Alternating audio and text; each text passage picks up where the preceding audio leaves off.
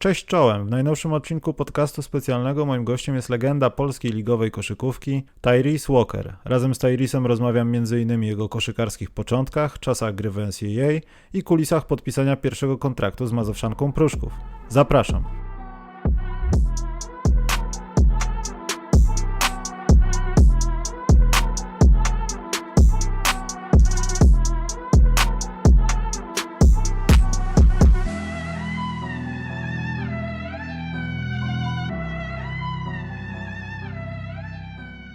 Hello, sir. Hello.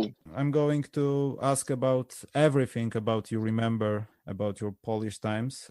But before that, how come that you start to play basketball? Your family, idols from NBA, or the pressure from the state where everybody is playing basketball? My dad. So my dad used to play. My dad played when I was younger, and he played for. He didn't play in college or anything. He played for a league for his job, and I just remember going to watch him play. And at the time, I probably was, I don't know, probably 7, 8. Like 7 years old, somewhere around there. And, I started obviously watching it on TV. Back then you didn't see obviously as many games as you would see now, but I did get a chance to see some of the games back then and just kind of fell in love with it when I started playing it. Who was your favorite player? Do you have anyone you modeled on? It's interesting. So early on, my favorite was Magic Johnson. I felt like I wanted to kind of emulate my game after his. It was just so, for me, like watching the Lakers back then, when it was showtime, to where, everything that, it was just so exciting to watch them. And so, as I said back then, you could see the Lakers versus the Celtics, or, you didn't see a ton of games as you would now, but I just remember running home all the time, like whatever I was doing. If I knew that the Lakers was coming on, I would make sure that I watched them. And I just loved the way that he just, everything he did was kind of, like the showtime. And it was always fancy to watch him make the passes he made. And, he didn't have to, like, even, then he didn't have to get 30 points, but he still just dominated the game with how unselfish he was and all the assists that he had. So he was probably the first one that I really kind of fell in love with as far as playing. And then, it kind of changed to where I started really liking Jordan also, and, different players like that. Who was your dunking idol from your dunking side of career? I mean, I obviously I love Jordan, watching him, but I think because of me being I jumped off of two legs.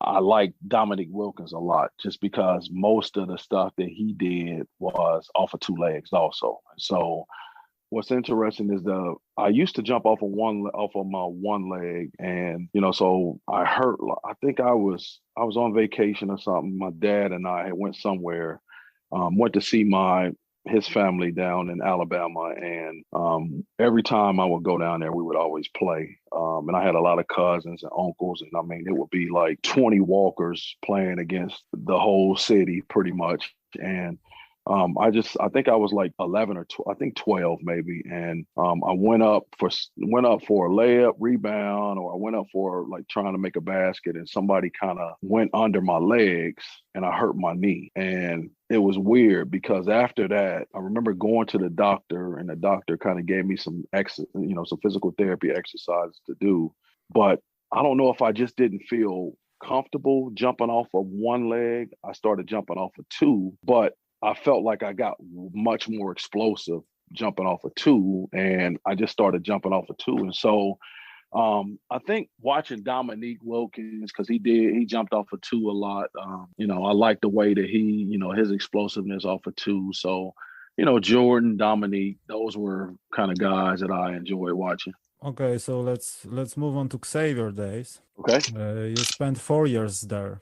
It was like your choice, or it was like some point you decide to make to finish your education? I'm asking because I know it was 90s, but right now you are on even European basketball level, and you are hoping that you have one good year, maybe two, and you are off from NCAA to make some money. It was the same way then, or it was a little different? You know what?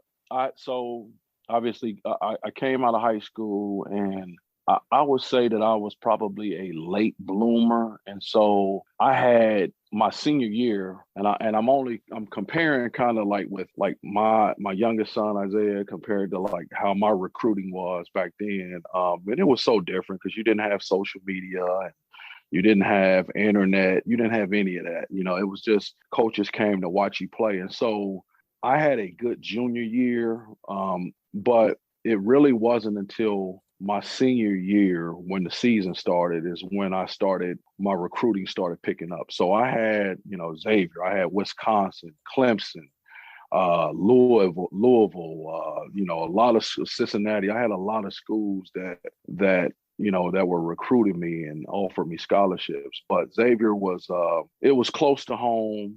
I wanted my parents to have an opportunity to see me play still. The academics, the school, that was very attractive, especially for my parents. My mom was very, very strict when it came to academics. And so when they basically told me, listen, we're not going to guarantee you how much you're going to play. We're not going to guarantee you that you're going to go to NBA, but we will guarantee you that you're going to graduate with a college degree. And that was like the selling point. They did have really good basketball. The basketball for Xavier at the time was becoming bigger and bigger. And so, I kind of, made that decision to go there. What did you study on Xavier? So I studied psychology was my major, and then my minor was Spanish, which I can't speak any Spanish anymore, which is crazy. But yeah, so for some reason I was always intrigued with languages, and then with the psychology, it was something about just the studying of the brain and with psychology, you have to go back to school. You got to get a doctorate's degree. You got to do so much. And once I stopped playing, ball, it was like, okay, what do I want to do?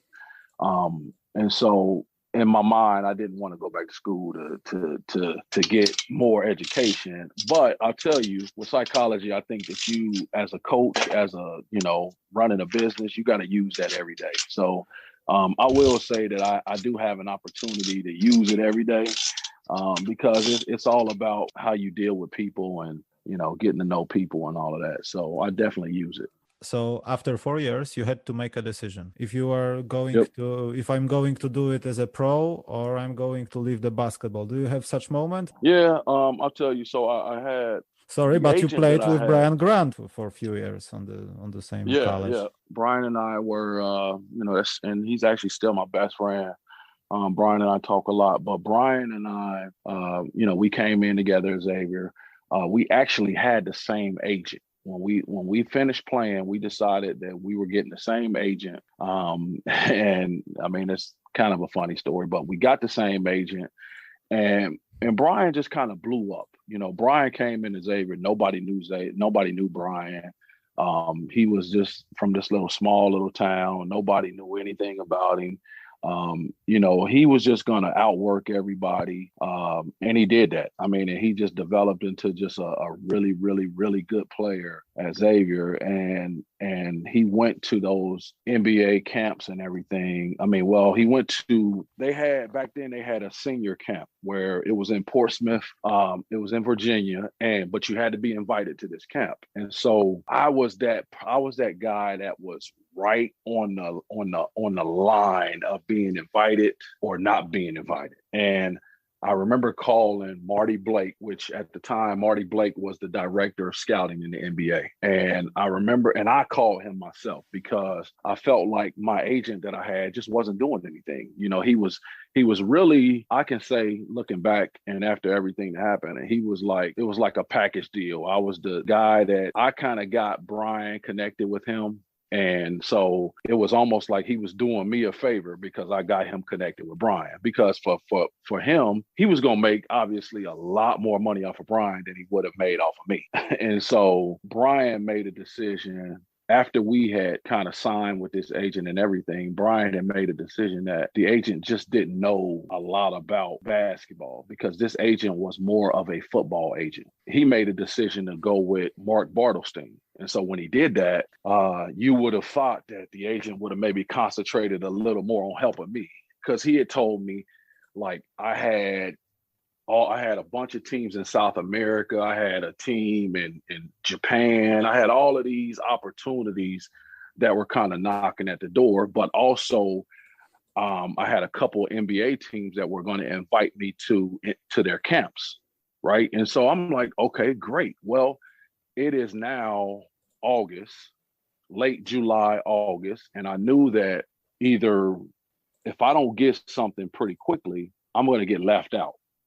And, you know, with the training camps, it wasn't a guarantee at that time for me. So I was like, either I try to focus on going, you know, to Europe or going to South America somewhere, or if I wait around for the NBA, I may be stuck and not have anything, right? And so I was kind of like sitting around, and I remember Chris Elzy played, you know, in Poland, played in Pruszków. I don't know if it was a few years, but he played there the year before. And I knew Chris because Chris is from this area, and he basically was like, hey, I played in Poland, and they need another player. They're going up from the second league to the first league.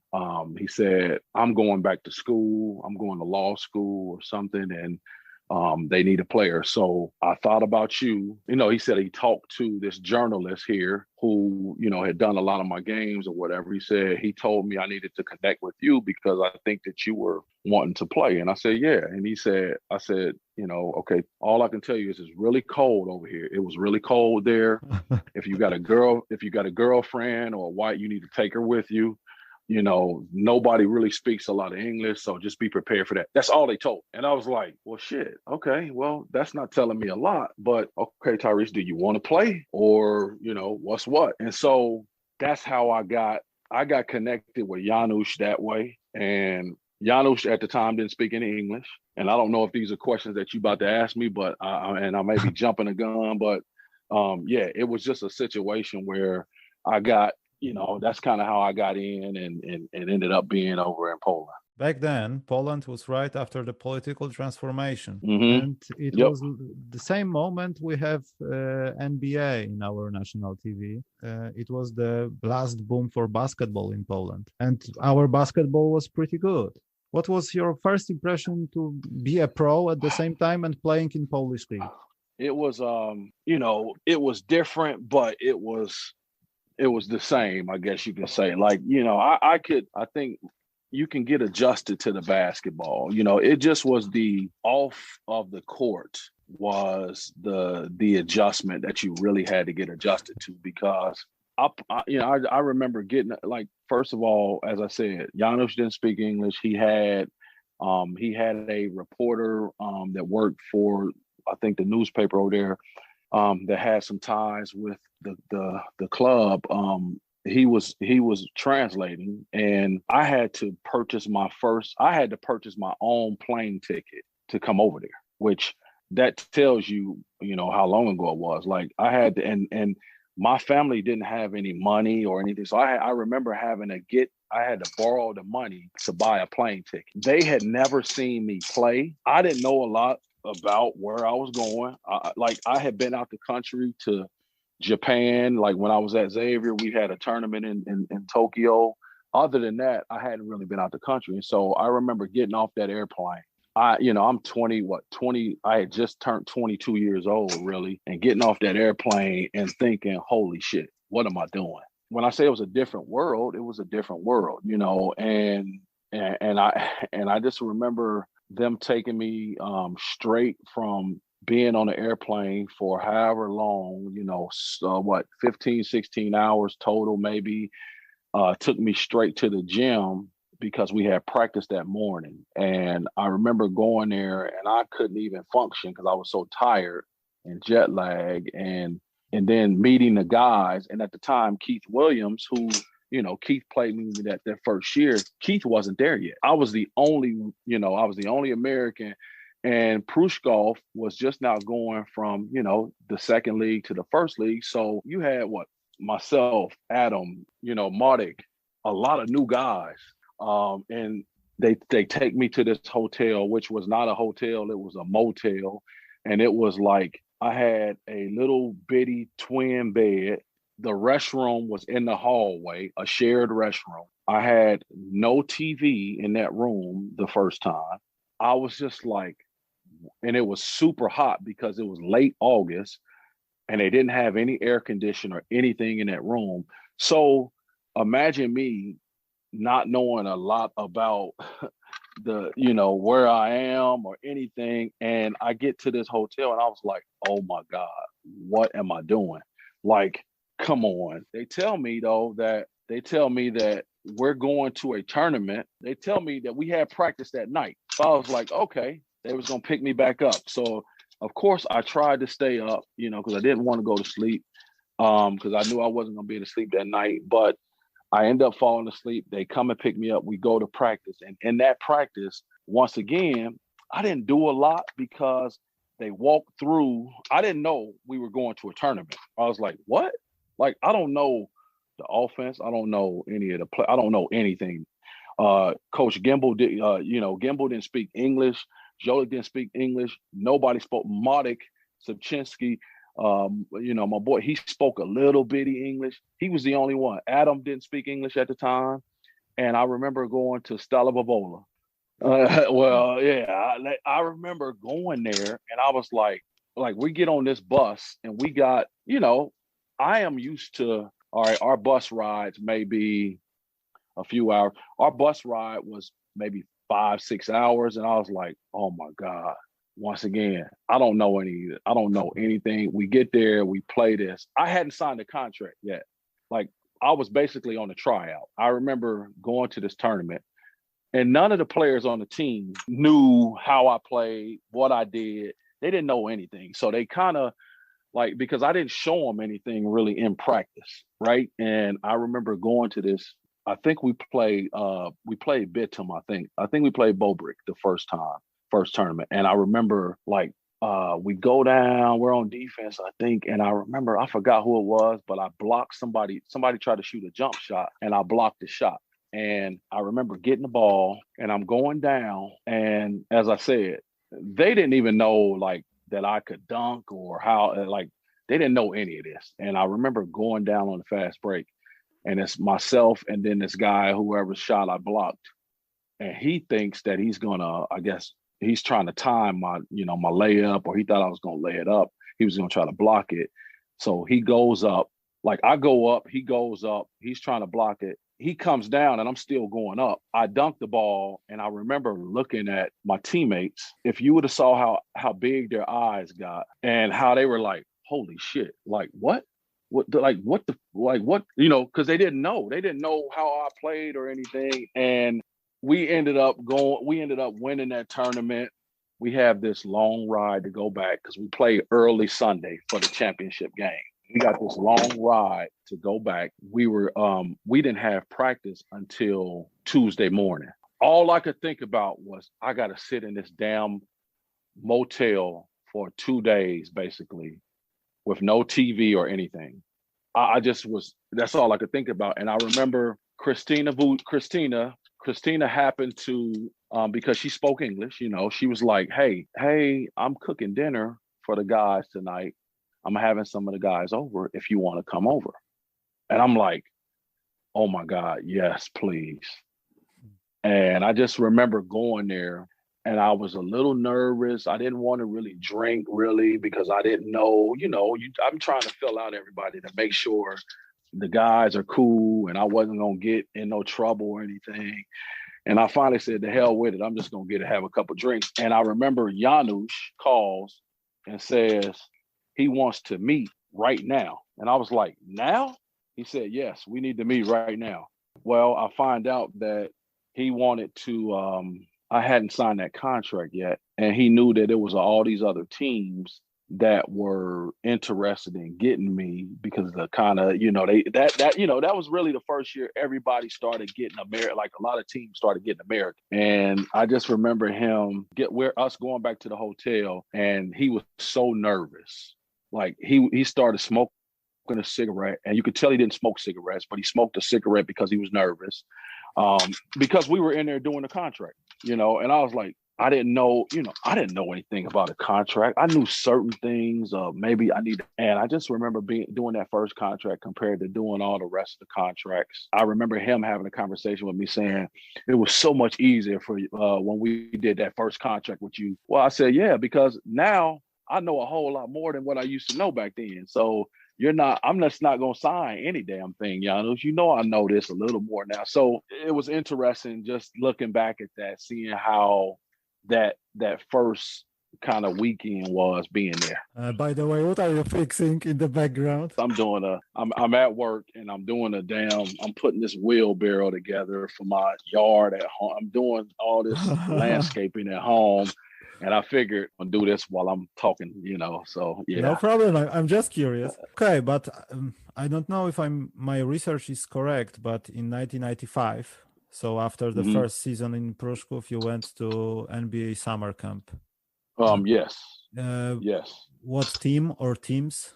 I was the Clippers, the LA Clippers. Once again, I think it was more of a situation where, there's a chance that you're going to latch on that first year. Obviously, we had success in Poland that first year.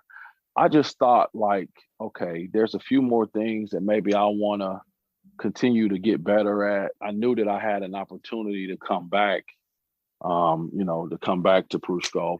And so I went to that camp, and to be honest with you, I didn't even really have the expectations that I'm going to latch on to a team, obviously I'm not saying I didn't want to, but it wasn't a very disappointing thing for me at that time for me to say, oh man, I'm not going, it's not going to work out or whatever, because I knew that I had the opportunity still to come back and still do some more things, in Poland. But after that first year, did you have any contact from, let's say, better European clubs, or it was nobody observing this?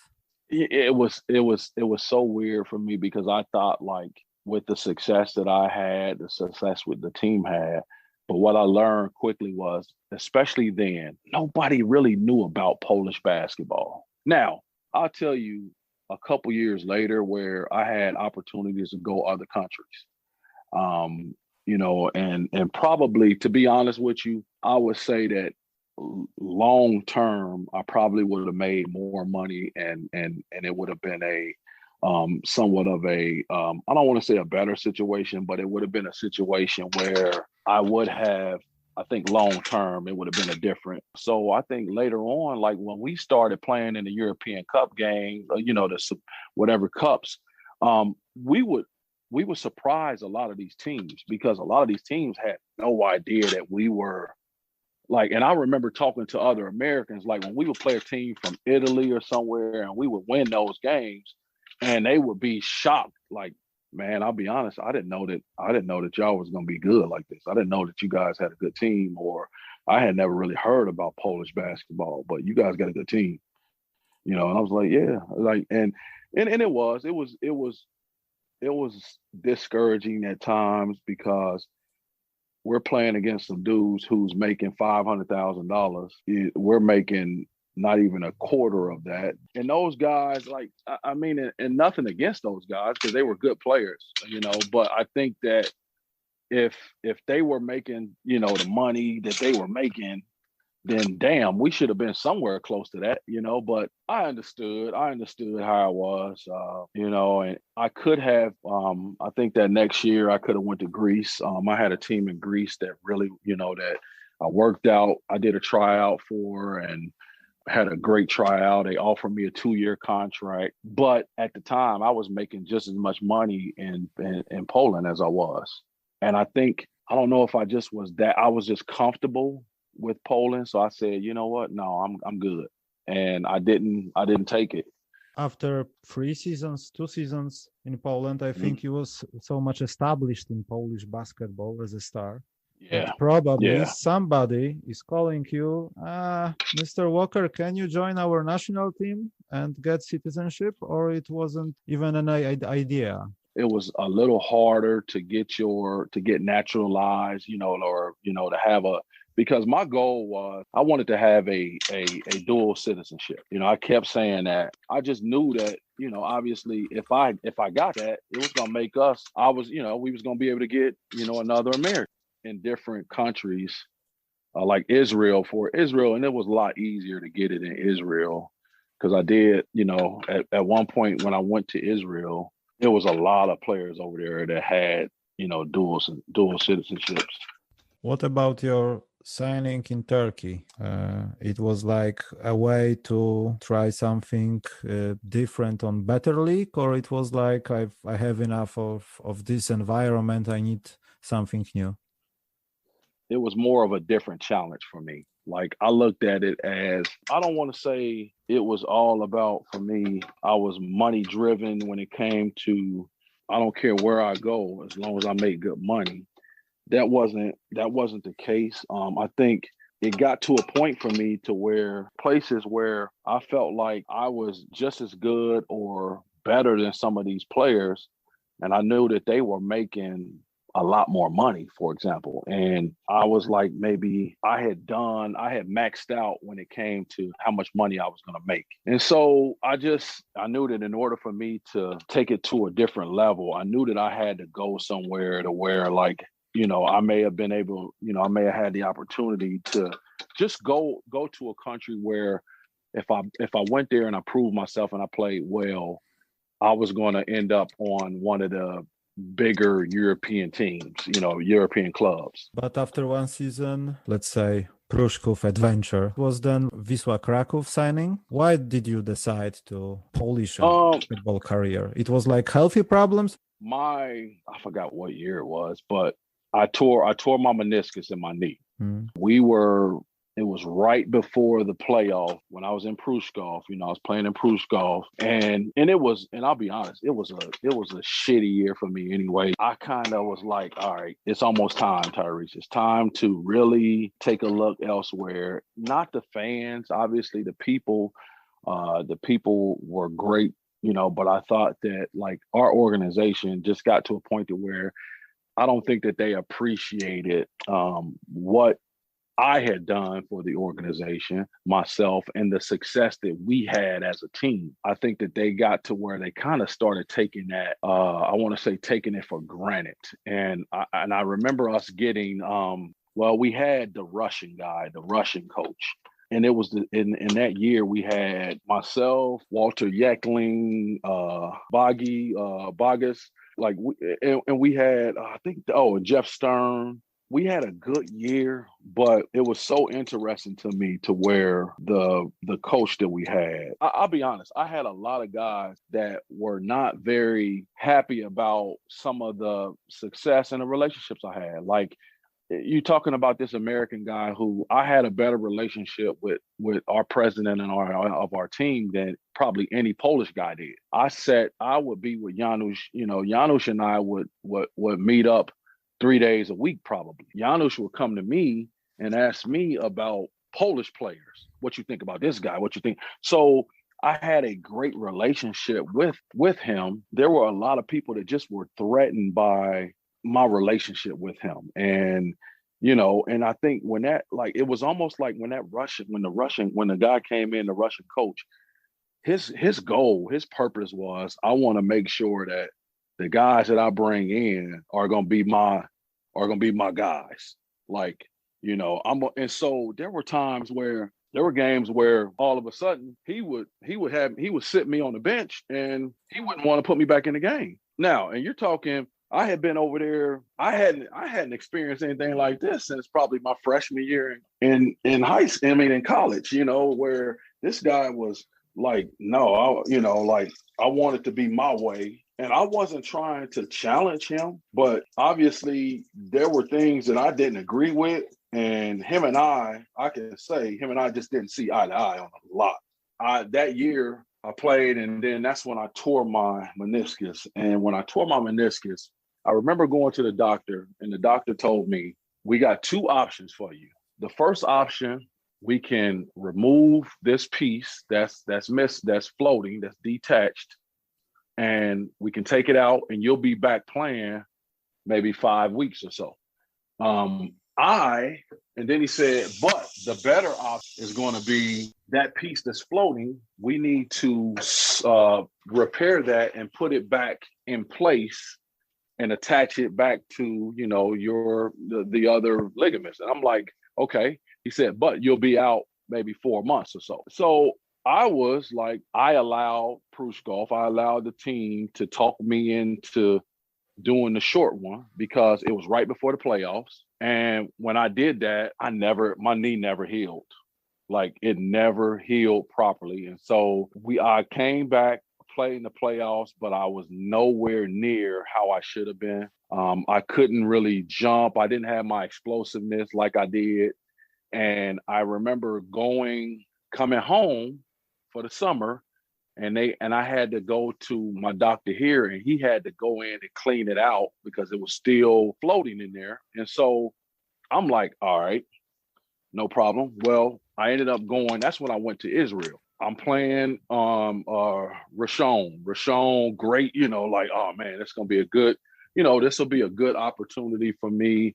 You know, we were supposed to have a pretty good team, and I remember, and I'm playing in the preseason, and I'm playing great, like, and they were just excited about it. And I remember going up some steps, going to my apartment, not even practicing. But I felt it. I think I felt it. We had a scrimmage game, an exhibition, and I felt it a little bit, but I just kind of ignored it because I was like, okay, I got to get it. I got to get it out of my head. It's mental. But I remember going up some steps, going to my apartment, and I remember looking, and I felt my knee, and I looked down, and my kneecap was behind my knee, like completely behind my knee. Like my knee had turned all the way around. And I was like, oh, shit. And I knew at that time, I was like, I couldn't, and I tried to, and it kind of went back, but it didn't go back all the way. And I remember trying to practice, and I couldn't do anything. And I went home, had another surgery on it, which would have been my third one. And this one was a pretty intense one. I was like, I want to keep playing because I was young. When I did that injury, and the injury was such a freak accident. You know how you have how the sponsors will have like we had on our court PKS, and it was a slippery like sticker pretty much on the court. I remember we had jump ball. The ball went. I went to get the ball, and I slipped, and I felt my knee right away, and I tore it. It never healed. And I'm talking. I did a bunch of, I rehabbed my knee. I did physical therapy for so long, so hard. I remember talking to the guy from Wisła, and he was like, look, this is an opportunity. Maybe you can just come, we're trying to go to first league. This could be, you could come here and just maybe try to get back into game shape and all of that. And I was like, all right. I'm not doing anything at this point. I was like, at least I can get back into it. And I go over there, and the guy that I was playing with, the American I was playing with, was a guy that I played against in high school. So I knew him well. I had never really been to Krakow. And Tomek Kubień, was like, man, you're going to love Krakow. You're going to love it. You're going to love it. And I was just like, oh, man. And I'll tell you, I did love it. I ended up loving it. Krakow was very nice. I liked it. I liked it a lot, actually. But I went there. I played half of the season, the second half of the season. And it wasn't until the last game that I played. It was the first game that whole time I was there. That was the first game I felt normal. Like, I felt quick. I felt explosive. like I felt like I could, and as I said, I just think a lot of it was mental. A lot of it was me thinking about it and wondering if my knee was going to hold up. I never really got back to where I could play. And so it was the hardest decision for me because I was 30 maybe. And like, I really felt like without injury, I felt like I had a lot of years left in me because I was still young and I didn't know what I was going to do. Like that time of like, when I hear guys, when it's time to retire or, and I think it's hard for everybody, but I think like when you feel like it was cut short, it's hard. It's just such a hard pill to swallow. And for me, I just didn't know what I wanted to do because I felt like I still can play. I couldn't. I just couldn't play at that level again. Like my knee, and like fast forward to now, a few years ago, I had to have knee replacement on that knee. So I had to, so I've had issues with that knee since then. But right now, let's forget the past. Time for future. Okay. Tyrice'a Walker is a very nice player and reminds some other player which was playing in Pruszków. It's almost like you. Are you working with Tyrice'a? You are his main coach, or? You know what?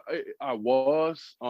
So Isaiah is my youngest son, and so my oldest son, TJ, Tyrese Jr. He also played. He played in college also. He played at a small, like a Division II college though. Thomas More, yeah. Yeah, he played at Thomas More. He unfortunately, he was also, and I don't know if it was just my bug of getting injuries or whatever. So he had to deal with some injuries. And so finally this year, and this was his like senior year, he stopped playing this year. And he had a great job lined up. So he's going to graduate. Actually in a couple weeks.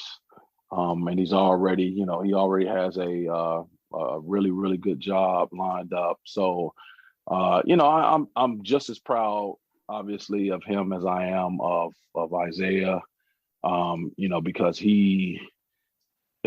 like for him, it was also hard for him to kind of let it go. You know what I mean? Like, okay, I got to let it go. But he had he had 2 knee surgeries, then he had 2 foot surgeries. And he did all of this. And, my message obviously was, look, man, you're young and you don't want to have to like deal with some of these injuries later on. So he stopped playing. But I coached both of them. Like what's so interesting is that over the years, I coached both of them, like when they were in grade school, all the way like to 8th grade. And then like AAU, I coached them at AAU. Isaiah has always, like, it's funny. TJ's tougher. TJ is very like tough as a player. He's rugged, kind of like he's a hard-nosed defender, athletic, but not like Isaiah has always had more skill. His skill level has always been pretty high as a player, and so I stopped coaching him AAU last year, just because like we went to a different team organization, and like for me it was time for me to let not, because it's hard. I'll tell you, it's hard it's challenging to coach your sons, and it's hard for them because my expectations for them is going to be higher than it is going to be for somebody else. And it shouldn't be that way, but it is. And so there were a lot of days when I was, especially with TJ, there were a lot of days that after games, we would be riding home and there wouldn't be any conversation in the car, or there would be me coaching him in the car, telling him all of the shit he did wrong, and I had to learn myself over the years that I'm not going to have a conversation about this now. Let's talk about this the next day. I didn't need to tell them that they played bad. Most of the time as a player, if you play good or bad. And so I had to learn to take a step back and let them come to me and, man, I didn't do this or I didn't do that. And that will open up the door for our conversations. And so I learned that. And with Isaiah, as I said, he's always been very skilled. He could always, like, if I could shoot the ball the way he shoots the ball, I would have easily been in the NBA. I can tell you that. But baseline moves, aggressive attacking the rim and such moves, it's like copy of you, man. It's like your first or second season in Pruszków, or even the other highlights where you can find from Xavier probably. Well, but we're a lot of times with the kids don't never want to give they never want to give daddy the respect that other people may give daddy, because they always want to make sure that, I can do this better than you can do this, Dad, or, because they didn't get a chance to maybe see me play, obviously, like I have had a chance to critique them and see them play. And so when there's people that come up to us and they'll say, man, your dad, I remember watching your dad play and this, and he was the Skywalker, because they always would say, we would talk about jumping, talk about dunking. And I'm like, listen, Isaiah, you can jump, you're pretty athletic, but it's not even close. Like, there are things that you can very much so at your age do much better than I did. But jumping is not one of them. We talk about the dunks, and I said, my senior year in high school, Isaiah, I had 90 dunks my senior year in high school. 90. 9-0. You don't have 90 for your career. And so you can't say, and so it's an ongoing joke with us. I mean, we have fun with it. I tell you, and I've said this, you've heard me say it, like I can say that with him, with Isaiah, and he learned a lot of that from TJ. I can say that, like, as much as I would love to take credit for all of it, when you have an older brother that plays, and that older brother is just beating you up all the time when you play, that's where he learned a lot of. But I can say that, man, that kid, he stays in the gym. He works harder than anybody. Like, I don't have to tell him, like, tomorrow morning he'll be saying to me that before school he's in the gym. He's like, hey, I'm gonna go work out. And he's like, so he's working out at 6 o'clock in the morning. He's going to the coach's house to get the key. The coach will leave the key in the mailbox for him, so he can get in the gym. He does things that I didn't do when I loved the game and I worked at it. But as I said, just with him and his skill level, I'm hoping that he sees a lot of success, when he plays next year in college, or when he has the opportunity to play. I've got a question about basketball itself. You was playing in 90s. You are observing it now, mostly because of your sons. What do you think has changed in basketball, and whatever the changes are, bad or good? I can say, watching the game, like the NBA, for example, like not just the NBA, but now I will say that these kids now, they are than we were, I feel like, as players. I had this conversation the other day. I said, like, you watch Steph Curry now. Steph Curry is just, he's unbelievable. Like, and that's good and bad, because I feel like the problem now, either you got kids that they want to shoot the long three because they see Steph Curry shoot it, and they think that they all can do the same thing now because he does it, or they want to, they want to go to the basket, and they think that they can, dunk on everybody or whatever the case may be. And I just think that it has changed. When I was in like high school and all that, we play every day. Like, and I mean, when I say we play, we go to different neighborhoods and we played every day. And so it was just very different with how now these kids, they play, but they go and work out. They work out.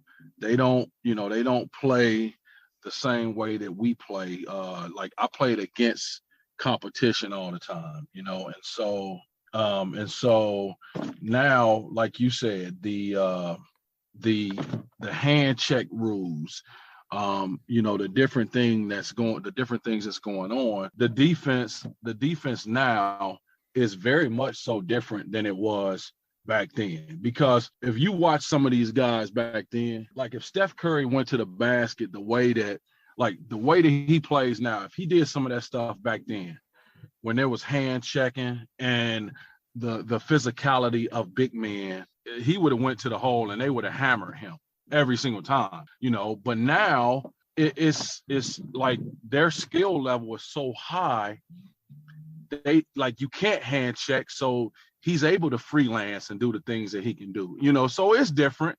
I mean, it definitely makes the game more attractive if you're watching it. You don't have any traditional big men. Like now, the big men now are European. And I say that because it wasn't until I got to Poland when we would have 2 practices a day. This is when I learned that this is why I see the big man in Europe was different than the big man in Poland. I mean, in the US, because our big man, was very much so like people always thought that the European game maybe was softer and not as physical as the NBA. And a lot of that just had to do with what I learned is that every big man learned how to shoot, for the most part. Like we had 2 practices a day, and that first practice was all skill practice. It was so valuable for me because I really learned, like you might not have seen it in Poland a lot, but I would come back and I would play in the summer league here, and our summer leagues were big time. And I just remember how many threes I would shoot here compared to when I first went to Europe, because our practices was that first practice was shooting, dribbling, different things like that. And then I saw why the big men, the Jokic, the Jokic's and the Dirk Nowitzki's and those type of guys, the Adam Vucic's, that's why they were so skilled, because they did that. That was every day for them, where they practiced that stuff and they worked on that. You know what I mean? And it wasn't, I'm a big man, so I'm going to go down low and my back is against the basket. Like I remember seeing Adam Vucic, and Adam was my boy. I remember seeing Adam and I remember saying to him, dude, somebody needs to tell me why the hell you ain't playing in the NBA. You're 6'10", you're strong, you can shoot, you can dribble, you can jump. What the hell is going on? Because Adam right now will be your prototypical 4-man in the NBA, or 3, or small forward in the NBA. Think about it. You know what I mean? Because these are the players that we're seeing now. He was ahead of his time. You know what I mean? Because now Poland had Adam Vucic right now in his prime, and he was playing the way like Adam will be going to the NBA very easily. He will be playing in the NBA because now that's how they play. Every team wants that type of guy. So it's just, I say to myself sometimes, if I played years later, I think I would have had a better opportunity maybe to play in the NBA because of my athleticism and some of the things that I could do. Even now, I think when you watch European, like some of these teams, I'm going to tell you, as the American back then, if I had a game where I had 20, 25 points and we lost and I only had 8 rebounds, they would be blaming me. As the American, they wanted the Americans, like them first couple years, they wanted us to do everything. You might average, that's why back then, you would see guys averaging 25, 26 points, 24 points as Americans. But they started realizing that what they're asking from these Americans, you can't do that. And they also wanted it to start going more towards the national players, because you got to highlight your national players. Yeah, it's great that Luka Doncic is great and this and that, but you still got LeBrons and Stephs and all these guys. But over there, when you had Americans and you wanted the Americans, because you're paying them maybe more money, it wasn't going to be as great for the national guys.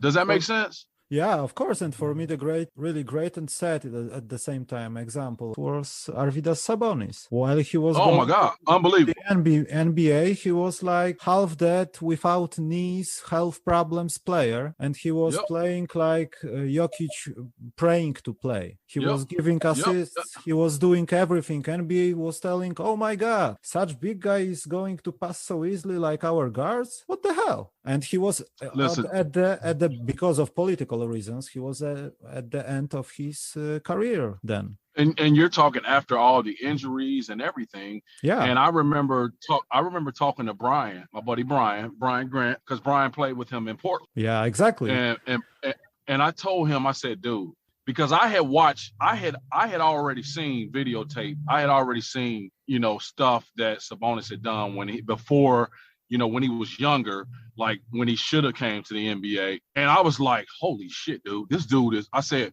B, watch. I'm telling you, watch how this dude is. Because this is right when Brian went to Portland from Sacramento.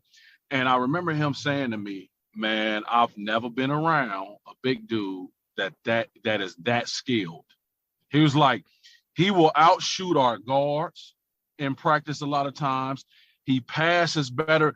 And I said, I said, now, every European big guy isn't like that. But I was like, you know how many big guys in Europe, that's their skill level right there. Like they can pass, they can shoot, they can dribble. They do things like that. Whereas we were taught here, if you are a certain height, you need to go down and be by the basket only.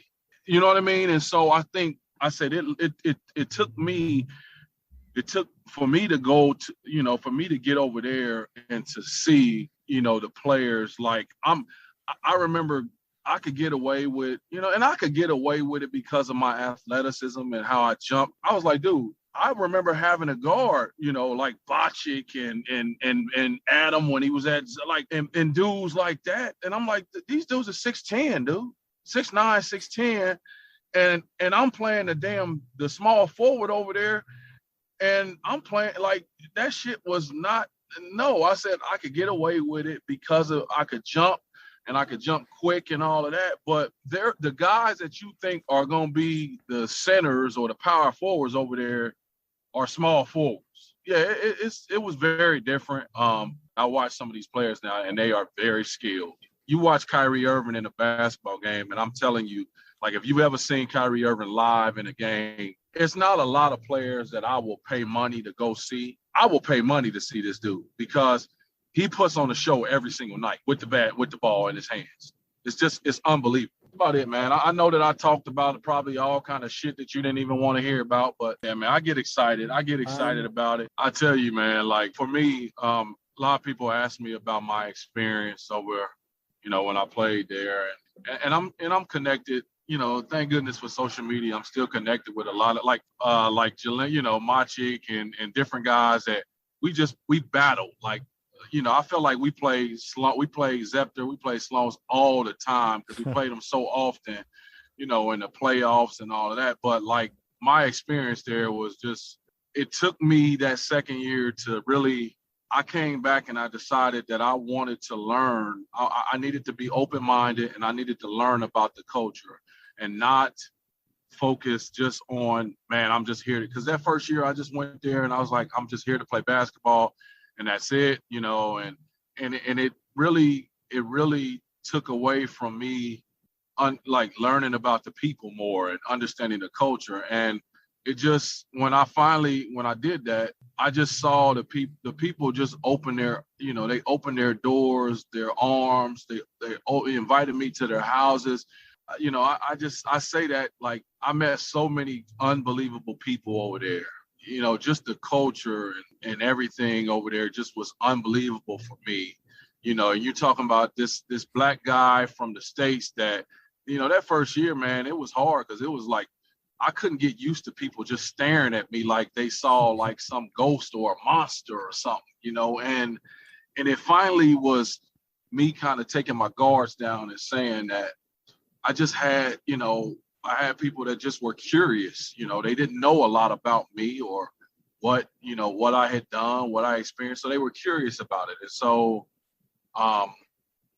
It really was. It was a great experience for me, and I continue to say, and I haven't done it yet, I want to come back. Like I always say to like Tom Suski or somebody, I'm like, man, we need to have a celebrity, not a celebrity game. Shit, I can't play anymore. I can pretend like I can play or something. Or I said, but we need to do we need to do something to get all of us together, because you look at like when Vucic died, dude, it blew me away, because I didn't know about it. I didn't know he was sick at first, and I don't think a lot of people did. And then when Suski started, messaging me saying that he was going to die, I was like, what?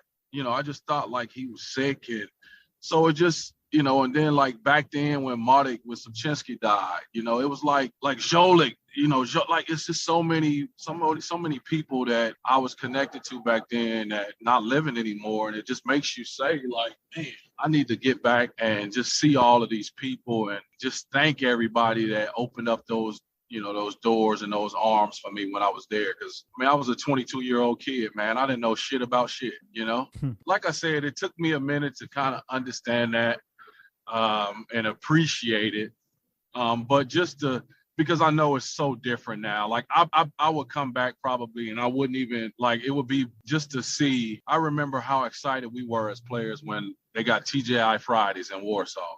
I remember them getting it in Wrocław at first, and then they got it in Warsaw, and like it was just unbelievable. Like, oh my God, man, they have a TGI Fridays, because just another piece of the States for us.